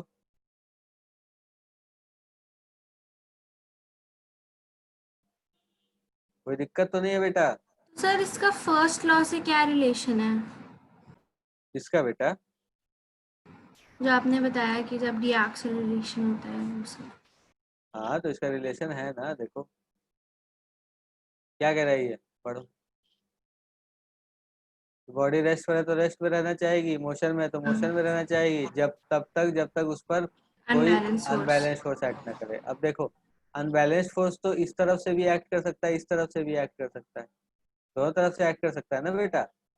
तो कौन से केस में क्या होगा ये बताने के लिए तो ये चीजें जरूरी है ना, कि मान लो कि अगर आप वेलोसिटी को बढ़ा ही रहे हो तो भी आप कहोगे कि अनबैलेंस फोर्स एक्ट कर रहा है ना, और अगर आप वेलोसिटी को कम कर रहे हो तब भी आप कहोगे कि अनबैलेंस फोर्स एक्ट कर रहा है। इसीलिए मैंने दोनों तरफ बनाया। ठीक है, कि चाहे आप इधर से फोर्स लगाओ चाहे आप इधर से फोर्स लगाओ, आप किधर से, आप किसी भी डायरेक्शन में फोर्स लगा सकते हो। ठीक है बेटा, आप किसी भी डायरेक्शन में फोर्स लगा सकते हो, वो जो फोर्स होगा आपका वो क्या कहलाएगा? Unbalanced force. तभी उस बॉडी का जो स्टेट ऑफ रेस्ट या स्टेट ऑफ मोशन है वो चेंज होगा। ठीक है, अब जैसे यहाँ देखो ना, मैंने 110 न्यूटन फोर्स लगाया और 10 न्यूटन इधर लगाया, तो जो टोटल अपने को मिलेगा वो इधर मिलेगा क्या? 100 न्यूटन, है ना। अब मान लो कि आप इधर 10 न करके इधर 110 कर दो, ठीक है, और इस तरफ 110 ना, 110 को हटा के 10 कर दो, तो अभी भी तो ये बॉडी मूव होगी। समझ पा रहे हो बेटा मेरी बात? मतलब अनबैलेंस फोर्स होना चाहिए। हाँ, अनबैलेंस्ड फोर्स होना चाहिए, चाहे वो कैसा भी हो। ठीक है बेटा, कोई परेशानी किसी को अभी तक है तो बता दो बेटा। ये जो मैंने पढ़ाया आपको, इसमें कोई परेशानी है? न्यूटन का फर्स्ट लॉ जो मैंने आपको बताया अभी, न्यूटन फर्स्ट लॉ में कोई दिक्कत है किसी को? क्या कहता है बताओ बेटा, बताओ अंशिता, कोई दिक्कत है बेटा तुम्हें? नो कोई, सर। ठीक यस है, ठीक है। तो ये जो है ये क्या हो रहा है अपना, कोई भी वो नहीं हो रहा है, मतलब जो फर्स्ट लॉ है अपना वो अपने को पता लग गया। चलो मैं आपसे ना एक दो सवाल पूछता हूँ यहाँ पर, ठीक है। चलो कौन बताएगा मुझे? कौन बताएगा, कौन बताएगा, कौन बताएगा, कौन बताएगा? अक्कड़ बक्कड़ बम्बे बो कर दूं क्या यार, फिर पता चल जाएगा कौन। चलो रिया आंसर करेगी। रिया बेटा बताओ कि न्यूटन का पहला लॉ क्या कहता है, बताओ मुझे एक बार। The n of at motion will remain in the rest or motion till an unbalanced force acts on it. ठीक है बेटा, बहुत अच्छे। और अंशिता बताओ बेटा। Sir, when a body is at rest, it will remain at rest or in uniform motion until an unbalanced force act upon it to change its rest or state or uniform motion. ठीक है, बहुत अच्छा बेटा। सूरज बताओ बेटा। The body is remain in rest or in motion until or unless unbalanced force is acting on the object. बहुत अच्छा बेटा, तो ये न्यूटन का पहला लॉ है। ठीक है, आपको बिल्कुल ध्यान होना चाहिए कि अगर कोई बॉडी रेस्ट पर है, मतलब ऐसा है ना बेटा कि कोई भी बॉडी अगर है ना तुम्हारे पास, तो वो अपने स्टेट को मेंटेन करना चाहती है, चाहे वो स्टेट ऑफ रेस्ट हो चाहे वो स्टेट ऑफ मोशन हो। ठीक है, मतलब हर बॉडी जो है अपने पास वो अपने स्टेट ऑफ रेस्ट और स्टेट ऑफ मोशन को क्या करना चाहती है बेटा? मेंटेन करके रखना चाहती है। ठीक है, जैसे आप सोचो कि आप सो रहे हो, है ना, सुबह 5 बजे आ गए, आप एक्सटर्नल फोर्स आपकी मम्मी आ गई, उन्होंने आपको उठा दिया, है ना। अगर मम्मी नहीं आती तो आप सुबह 9 बजे तक सो रहे होते, है ना, मतलब एक्सटर्नल फोर्स तो मम्मी है यहाँ पर। समझ रहे हो ना बेटा मेरी बात? तो हर बॉडी जो है वो अपने स्टेट को मेंटेन करना चाहती है, स्टेट ऑफ रेस्ट या स्टेट ऑफ मोशन जो है उसका, उससे वो क्या करना चाहती है बेटा, मेंटेन करना चाहती है उससे ठीक है स्टेट सर, ऑफ। समझ आ गया। ठीक है, समझ आ गया ना सबको? Yes sir. अगले पेज पर चले बेटा, चलो अगले पेज पर चलते हैं। ये देखो, अब हम एक नई चीज पढ़ेंगे बेटा जिसे हम कहते हैं इनर्शिया। ठीक है, अभी आज आप, मुझे लगता है कि आपका इनर्शिया ही खत्म हो पाएगा, है ना बेटा? देखो इनर्शिया पर हो जाएगा खत्म। ठीक है, कोई दिक्कत तो नहीं है किसी को?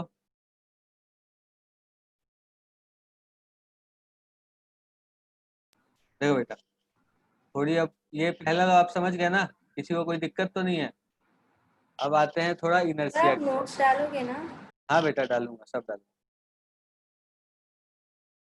अभी आपकी क्लास जब खत्म होगी ना, 15-20 मिनट के बाद आप चेक कर लेना, आपको मिल जाएंगे आपके नोट। ठीक है, मिल जाएंगे, वहां पर मिलेंगे नोट।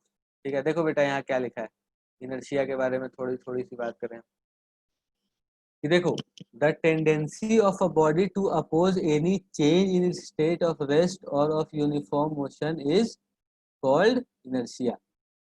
समझ रहे हो बात? कि जो बॉडी की टेंडेंसी होती है किसी बॉडी की, जैसे मान लो कि एक चेयर रखी है आपके घर में कहीं पर, ठीक है, और अब आपको क्या करना है, आपको उसे एक जगह से दूसरे जगह लेके जाना है, तो आपको क्या करना पड़ता है बेटा? मुश्किल होती है ना थोड़ी सी, ऐसा तो नहीं कि सोचा और वो बस कुर्सी उड़ के अपनी जगह पे पहुंचे, ऐसा तो नहीं होता बेटा, है ना? होता क्या है कि आपको उस बॉडी के ऊपर फोर्स लगाना पड़ता है। क्या लगाना पड़ता है बेटा? फोर्स लगाना पड़ता है। ठीक है, तो हम कहते हैं यहाँ पर कि इनर्शिया जो है वो क्या है, वो बॉडी अपोज कर रही है ना अपने स्टेट को चेंज करने से। आप उसके ऊपर अगर थोड़ा बहुत फोर्स लगाओगे तो वो हिलेगा ही नहीं। समझ रहे हो? जैसे मान लो कि कोई बहुत भारी सूटकेस है, वो रखा है, आप कहीं बाहर जा रहे हो, ठीक है, बहुत भारी सूटकेस है वो रखा है कहीं पर। अब मान लो कि अगर आप गए और आपने उसे, या फिर मान लो कोई छोटा बच्चा चला गया, वो उसे धक्का देने की कोशिश कर रहा है, तो वो उस बच्चे से तो वो नहीं हिलेगी बिल्कुल भी। समझ रहे हो ना? तो ये जो टेंडेंसी होती है ना बॉडी की, किसी भी बॉडी की जो टेंडेंसी होती है, किस चीज की टेंडेंसी बेटा? अपने स्टेट को चेंज नहीं होने देने की टेंडेंसी। मतलब अगर कोई बॉडी है और वो अगर रेस्ट पर है बेटा, तो वो, उसे अगर आपको मोशन में लाना है तो आपको फोर्स लगाना पड़ेगा, है ना? तो वही वो बॉडी जो अपोज कर रही है, जिसके वजह से आपको फोर्स लगाना पड़ रहा है, तो यही जो अपोजिशन हमें मिलता है ना किसी भी बॉडी से, उसे हम कहते हैं इनर्शिया। समझ आई बात सबको? सर ये तो पहली लॉ की जैसी ही है। हाँ बेटा, पहले लॉ का ही जैसा जैसा है। न्यूटन के पहले लॉ को हम लॉ ऑफ इनर्शिया भी बोलते हैं, गैलीलियोस लॉ ऑफ इनर्शिया भी बोलते हैं इसे। ठीक है, ये एक नोट पॉइंट है, आप लिख लेना कहीं पर भी, या फिर आप ध्यान रखना बस। वैसे अब धीरे धीरे जब आप आगे पढ़ोगे तो हम बहुत बार ये सारी चीजें बोलेंगे, मैं भी बोलूंगा, आप खुद पढ़ोगे भी बुक में, तो आपको ये चीजें याद हो जाएंगी। अभी तब तक के लिए आपके लिए फर्स्ट लॉ एक अलग चीज है और इनर्शिया अलग चीज है, ऐसे देखा जाए तो है तो दोनों सेम ही। ठीक है बेटा, तो जो अपना इनर्शिया है वो क्या है, देखो, tendency of a body to oppose any change in state of और of uniform motion is called inertia of the body. ठीक है बेटा, ये बात समझ आ गई, इनर्शिया का ये डेफिनेशन है, क्योंकि कई बार पूछ लिया जाता है इसलिए मैंने यहाँ पर लिख दिया था, है ना? तो आपको ये समझ आ गया कि इनर्शिया क्या होता है। ठीक है, आप ऐसे भी कह सकते हो बेटा कि जो इनर्शिया है ना बेटा, वो inertia of a body is related to the mass. समझिए, डायरेक्टली रिलेटेड होता है बेटा। देखो यहाँ लिख रहा हूँ मैं कि जो अपना इनर्शिया है ना, वो प्रोपोर्शनल होता है मास के। ठीक है, मतलब इनर्शिया, जिस बॉडी का मास उतना ज्यादा होगा, उस बॉडी का जो इनर्शिया है वो उस बॉडी का जो इनर्शिया है वो उतना ज्यादा होगा। ठीक है, जितना ज्यादा मास होगा उतना ज्यादा इनर्शिया होगा। ठीक है, मतलब जितना ज्यादा मास होगा उतना ज्यादा इनर्शिया होगा, और उतनी ज्यादा मेहनत लगेगी आपको क्या करने में, उसके स्टेट ऑफ रेस्ट या स्टेट ऑफ मोशन को चेंज करने में। हाँ, अब मान लो कि मैं आपसे एक सवाल पूछूं बेटा कि बताओ कि अब एक कार और एक ट्रक में किसका इनर्शिया ज्यादा है? एक कार में और एक ट्रक, कार और ट्रक में किसका इनर्शिया ज्यादा है? कार और ट्रक में किसका इनर्शिया ज्यादा है? ट्रक का इनर्शिया ज्यादा है। क्यों बेटा? क्योंकि ट्रक को उसका उसका जो भी स्टेट है वो चेंज करने में अपने को, हाँ बेटा बहुत अच्छे, सही है, आप सही कह रहे हो, ट्रक ही है, ट्रक का इनर्शिया ज्यादा होगा। क्यों ज्यादा होगा ट्रक का इनर्शिया बेटा? क्योंकि ट्रक का मास ज्यादा है। समझ रहे हो? समझ रहे हो ना कि कार और ट्रक में से ट्रक का इनर्शिया ज्यादा क्यों होगा? और मास ज्यादा है इसलिए इनर्शिया ज्यादा होगा। अब जिसका इनर्शिया ज्यादा है उसे मूव करने में हमें ज्यादा मेहनत लगेगी, जिसका इनर्शिया कम है उसे मूव करने में हमें कम मेहनत लगेगी। समझ रहे हो? ट्रक को धक्का देते हुए आपने देखा है ना कि अगर मान लो 10 लोग जब तक धक्का नहीं दे रहे वो हिल नहीं रहा ट्रक यार, वो अपनी जगह पे खड़ा है, जबकि जबकि उसमें टायर लगे हैं, है ना, टायर में मूव कराना आसान होता है। ठीक है, वही एक कार में देखो, दो लोग भी बिल्कुल ऐसे धक्का देते हैं स्टार्ट हो जाती है गाड़ी, है ना। तो ये सारी चीजें होती है बेटा, और उसी को हम यहाँ पर डिफाइन कर रहे हैं कि जो इनर्शिया होता है वो क्या होता है। इनर्शिया जो होता है वो क्या होता है बेटा?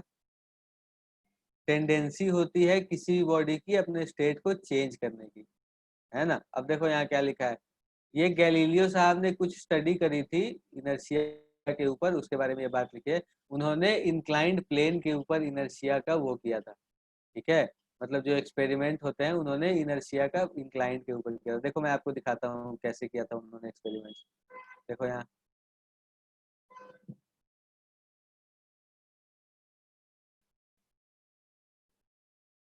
ये एक इंक्लाइंड प्लेन है,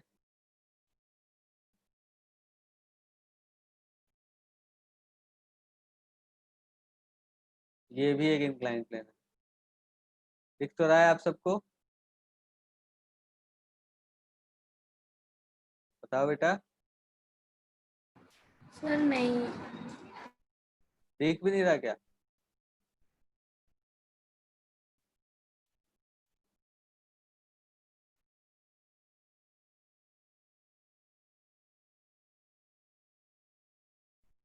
दिख रहा है क्या सबको बेटा?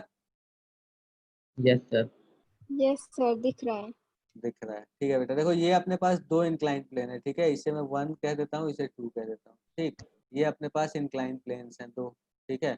अब उन्होंने क्या किया, फिर से स्क्रीन शेयर कर लो। इसको दिखाई नहीं दे रहा क्या यार?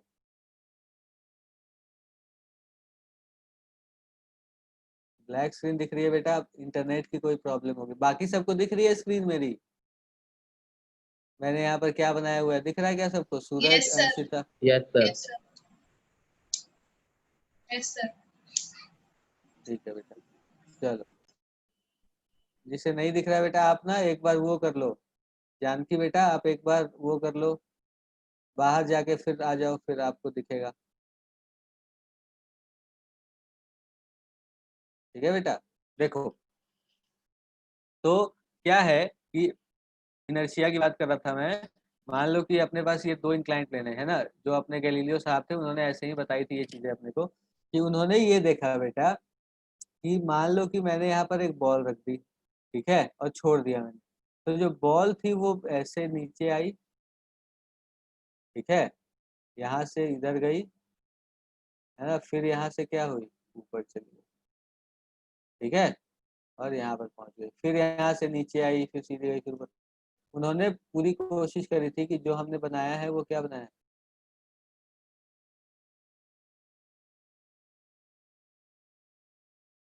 जानकी बेटा आपको स्क्रीन दिख रही है साफ साफ बेटा? बताओ,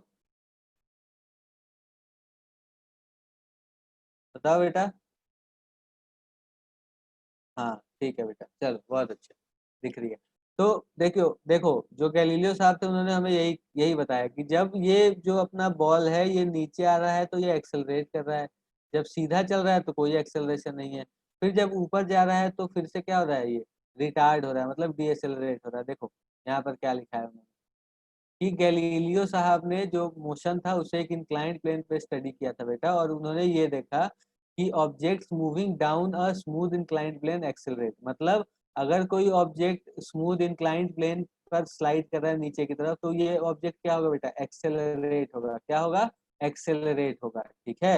ये एक्सेलरेट होगा जब नीचे आएगा तब, अच्छा, और क्या लिखा उन्होंने? Objects moving up a smooth inclined plane retard, मतलब अगर कोई बॉडी है जो इंक्लाइंड प्लेन के ऊपर जा रही है तो वो क्या होगी? रिटार्ड होगी। रिटार्ड होगी मतलब उसकी जो वेलोसिटी है वो धीरे धीरे कम होगी। ठीक है, अब देखो क्या लिखा है यहाँ पर कि objects moving on a frictionless horizontal plane move with a constant velocity having neither acceleration nor retardation. इसका क्या मतलब है कि जब ये बॉडी यहाँ पर होगी, जैसे मान लो कि अगर मैं नाम दे दूं बेटा इन पॉइंट्स के ना, अब देखो मैं नाम देके दिखाता हूँ आपको पॉइंट्स के। तो जब इन पॉइंट्स के मैं नाम लिखूंगा बेटा तो मैं ये कह देता हूँ, देखो एक पॉइंट ए हो गया अपना यहाँ पर, एक पॉइंट बी हो गया यहाँ पर, एक पॉइंट हो गया सी, और फिर यहाँ पर एक पॉइंट हो गया अपना डी। ठीक है, तो जब बॉडी ए से बी के बीच में ट्रेवल कर रही है तो क्या हो रही है बेटा? एक्सेलरेट हो रही है। क्या हो रही है? एक्सेलरेट हो रही है। और जब सी से बी डी तक जा रही है तब क्या हो रही है बेटा? रिटार्ड हो रही ये एक्सेलरेट। है ना, रिटार्ड हो रही है। और जब बी से सी तक जा रही है तो एक्सेलरेशन जो है वो क्या है? जीरो है। ठीक है बेटा, एक्सेलरेशन जो है वो क्या है? जीरो है। ठीक है, तो बी से सी के बीच में एक्सेलरेशन जो है वो जीरो है। ए से बी के बीच में जो बॉडी है वो क्या हो रही है बेटा? एक्सेलरेट हो रही है। और सी से डी के बीच में जो बॉडी है वो क्या हो रही है बेटा? रिटार्ड हो रही है। समझ आई बात आपको? ये सब कोई परेशानी तो नहीं है इसमें? No sir. तो ये जो लॉ है ना बेटा न्यूटन का पहला लॉ, इसे हम गैलीलियोज लॉ ऑफ इनर्शिया भी बोलते हैं। ठीक है, क्या बोलते हैं बेटा? गैलीलियो। गैलीलियो की स्पेलिंग आती है आप लोगों को?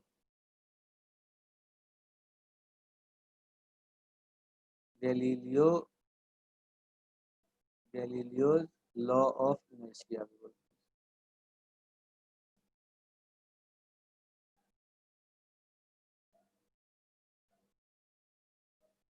हैं। बेटा इसे हम क्या? गैलीलियोज लॉ ऑफ इनर्शिया भी बोलते हैं। ठीक है, कोई परेशानी तो नहीं है आप लोगों को? तो इनर्शिया जो होता है ना बेटा किसी भी बॉडी का, अब आपको मान लो कि तुमसे कोई पूछ ले कि कैलकुलेट द इनर्शिया, तो बेटा आप इनर्शिया कैलकुलेट नहीं कर सकते कभी भी। ठीक है, आप समझ रहे हो मेरी बात? जो इनर्शिया है ना वो आप कैलकुलेट नहीं कर सकते, नॉट कैलकुलेटेड। ठीक है, जो इनर्शिया है वो can not be calculated. Inertia जो है बेटा वो आप कैलकुलेट नहीं कर सकते एग्जैक्ट इनर्शिया। आप बस क्या कह सकते हो कि आप कंपेयर कर सकते हो दो बॉडी। जैसे मैंने आपको यहाँ दिया ना कि एक कार है एक ट्रक है ना, तो इन दोनों में आप कंपेयर करके देखोगे किसका इनर्शिया ज्यादा है। तो आप कैसे देखोगे किसका इनर्शिया ज्यादा है? तो आप देखोगे कि किसका मास ज्यादा है। जिसका मास ज्यादा बेटा उसका इनर्शिया भी क्या? ज्यादा। ठीक है, समझ आ रही है बात? जिसका मास ज्यादा उसका इनर्शिया ज्यादा, जिसका मास कम उसका इनर्शिया भी कम। ठीक है, कोई परेशानी है किसी को बेटा तो बताओ? जिसका मास ज्यादा उसका इनर्शिया ज्यादा, जिसका मास कम उसका इनर्शिया भी कम। ठीक है बेटा, समझ पा रहे हो मेरी बात?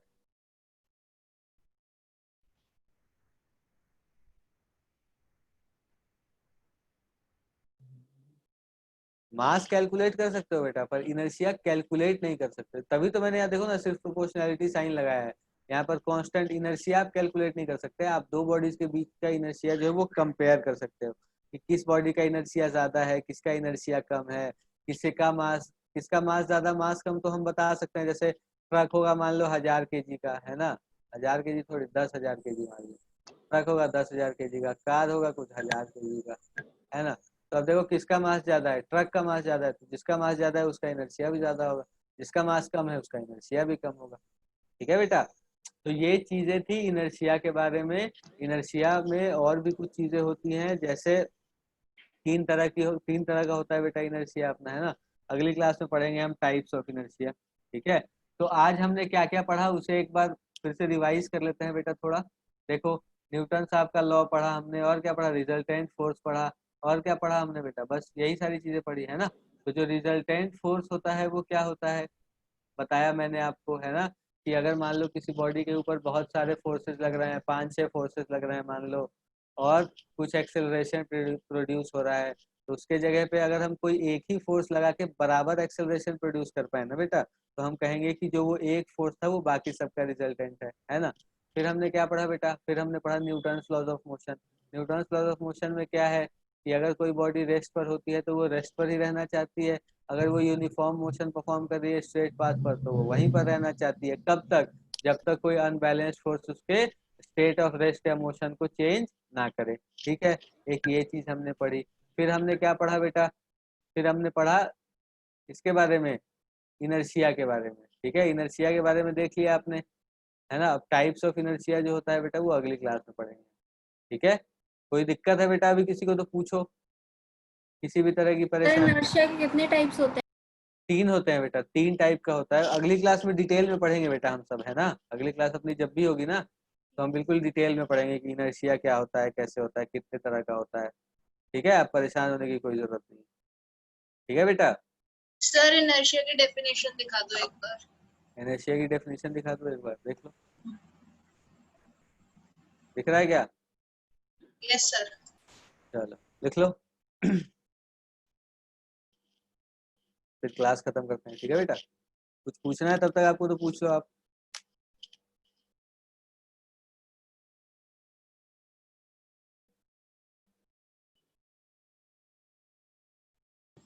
Okay sir, return. Okay okay बेटा, बाय बाय, फिर मिलते हैं अगली क्लास में। ठीक है, thank you sir. Okay, thank you.